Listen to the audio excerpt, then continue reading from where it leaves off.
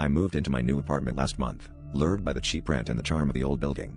At first, the shadows seemed harmless, like whispers of the past echoing in the dimly lit hallways. But then, they started whispering my name at night, promising to reveal the truth about what happened to the previous tenant. I tried to dismiss it as stress or my imagination, but the whispers grew insistent, seeping into my dreams and turning them into dark, twisted landscapes where shadows danced and laughed. Desperate for answers, I began to research the apartment's history. What I found was sparse but unsettling. The last tenant, a young artist named Eliza, had vanished without a trace. Her disappearance was the talk of the neighborhood, but over time, her memory faded, leaving only unanswered questions. The whispers, however, seemed to know more. They spoke of secrets hidden in the walls, of truths buried beneath layers of paint and plaster. I felt drawn to the promise of discovery, even as a part of me screamed to leave it alone. One night, the whispers led me to a loose floorboard under the bed.